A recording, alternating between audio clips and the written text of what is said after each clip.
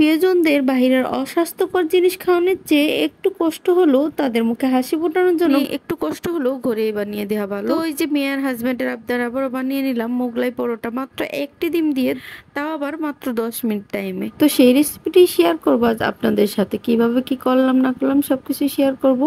আশা করি সম্পূর্ণ ব্লগটি দেখবেন। সম্পূর্ণ ব্লগটি দেখলে অবশ্যই আপনাদের ভালো লাগবে, আর ভালো লাগলে অবশ্যই লাইক কমেন্ট শেয়ার দিয়ে পাশে থাকবেন। এভরিওয়ান আসসালামু আলাইকুম, সবাই কেমন আছেন? আশা করি ভালো আছেন। এই তো আবার চলে আসলাম নতুন আরেকটি ব্লগ নিয়ে। তো এই যে মেয়ে আবদার করছে, প্লাস হাজবেন্ডও বললো যে আচ্ছা ঠিক আছে, মেয়ে যেহেতু খেতে যাচ্ছে বানাও, তার মানে তারও খেতে মন চাইছে। তো যাই হোক, এই যে তাদের আবদার, আমি এখন এই যে মোগলাই বানাবো, তার জন্য আমি কিছু ময়দা নিয়ে নিয়েছি। ময়দা আমি একটু বেশি করে নিয়েছি, একটু নিমকি বানিয়ে দিব মেয়েকে। এর জন্য এই তো আমি এই যে এখন ময়দাগুলোকে মেখে নিচ্ছি, একটু লবণ দিয়ে, তেল দিয়ে, পানি দিয়ে ময়দাগুলোকে মেখে নিলাম। আর হ্যাঁ, আমি কিন্তু এখানে কালো জিরা দিয়ে দিয়েছি। তো এই যে ভালোভাবে তো এই যে ময়দাগুলোকে ভালোভাবে মেখে এর ভিতর আমি একটু অয়েল ব্রাশ করে নিয়েছিলাম, উপর দিয়ে অয়েল দিয়ে দেন এটাকে আমি দেখে 5 মিনিটের মতো রেখে দিয়েছিলাম। তো এই যে আবার 5 মিনিট পরে এটাকে আমি ভালোভাবে মাখছি।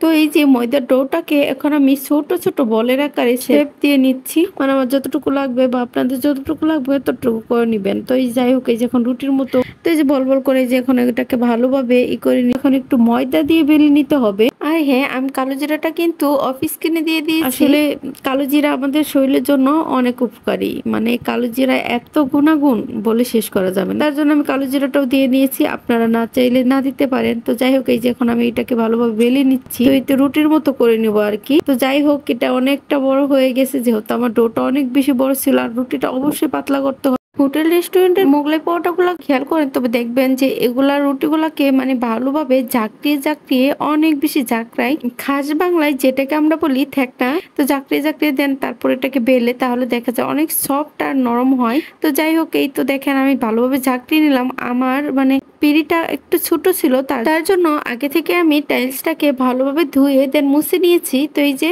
এখন এর ভিতরে রুটিটাকে ভালোভাবে পারফেক্টলি বড় করে বানিয়ে নিলাম। আর এখন এই যে ডিমটাকে ফেটিয়ে এর ভিতরে দিয়ে দিলাম। এখন এটাকে হাত দিয়ে ভালো করে মেশ করে নিচ্ছি। এই যে পেঁয়াজ দিয়ে দিচ্ছি, মানে পরিমাণ মতো আপনারা যা যা দিতে চান তাই দিতে পারবেন। আমি এখানে পেঁয়াজ, মরিচ, ধনেপাতা আর একটু জিরার গুঁড়া দিয়ে দিয়েছি, ভাজা জিরার গুঁড়া। আপনারা চাইলে কিন্তু জিরার গুঁড়াটা স্কিপও করতে পারেন যদি না থাকে, কিন্তু জিরার গুঁড়া দিলে এক্সট্রা একটা অন্যরকম ফ্লেভার আসবে। আর আপনারা চাইলে কিন্তু এখানে মাংস দিতে পারেন। তো আমি নেক্সট টাইম মাংস দিয়ে বানিয়ে আপনাদের দেখাবো, মানে আপনাদের সাথে শেয়ার করবো। আর হ্যাঁ, যারা নতুন আছেন তারা কিন্তু অবশ্যই এভাবে বানাবেন, দেখবেন অনেক পারফেক্ট হবে, হোটেল রেস্টুরেন্টের চেয়েও অনেক বেশি টেস্ট হবে। তো